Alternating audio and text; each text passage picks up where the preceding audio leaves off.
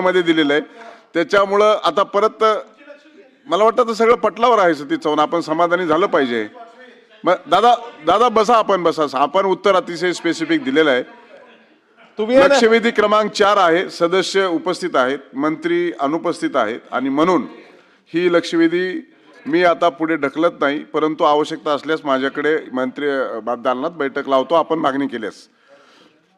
लक्षवेधी क्रमांक 5 अंबादास दानवे. लक्षवेधी क्रमांक 5. सभापती महोदय,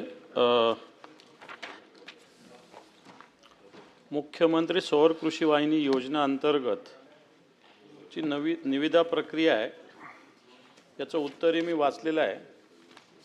हे उत्तर काही समाधानकारक नाही आहे, कारण याच्यात जे उत्तर दिलेलं आहे त्याच्यानुसार माझे काही मुद्दे असे आहेत की याच्यातला मेन सभापती महोदय जी बँक गॅरंटी कंपन्या देत असतात याच्यात प्रभू अग्रवाल कन्स्ट्रक्शन, ओम यश प्रोजेक्ट, जे काही 4-5 कंपन्या आहेत मंत्री आणि यांनी जी बँक गॅरंटी सादर करायची सरकारला याची निविदा प्रक्रिया अतिशय संशयास्पद आहे सभापतीमध्ये. मी त्याच्यात जात पण नाही, परंतु जी बँक गॅरंटी दिली पाहिजे त्याच्यामध्ये या कंपन्यांनी सरकारला फसवलेलं आहे. फसवलेल्यानंतर खऱ्या अर्थानं या डिपार्टमेंटनी गुन्हा दाखल करणं अपेक्षित होतं. पोलिसांनी आर्थिक गुन्हे शाखेनं गुन्हा दाखल केला आहे. डिपार्टमेंटने फक्त 2 गुन्हे दाखल केले, बाकी पोलिसांनी गुन्हे दाखल केले 1.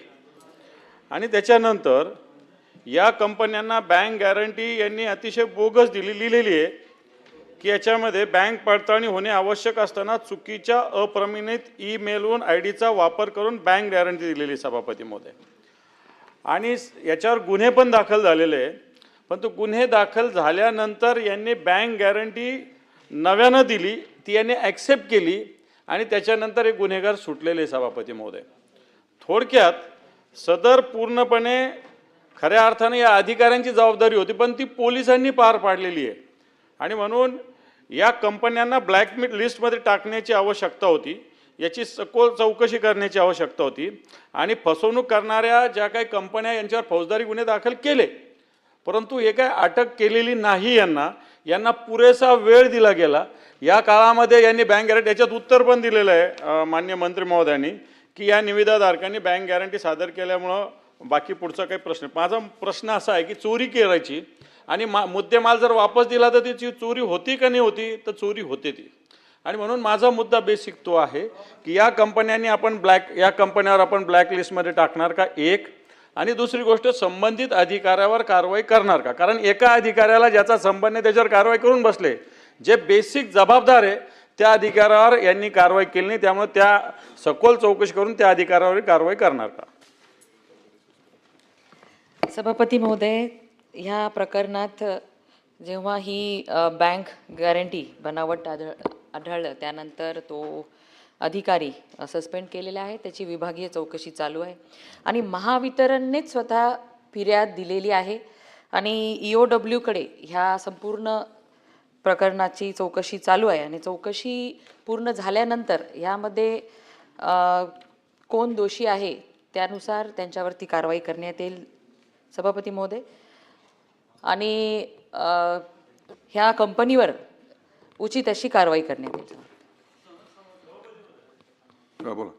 सभापती महोदय, डिपार्टमेंटने पडताळणी करण्यापूर्वीच पॉवर परचेस ॲग्रीमेंट अंमलात आलेले हे नियमबाह्य आहे. पडताळणी बँक हमीची पूर्ण केलेलीच नव्हती आणि ती न करता पॉवर परचेस ॲग्रीमेंट डिपार्टमेंटने केलेले आपल्या मंत्री महोदय.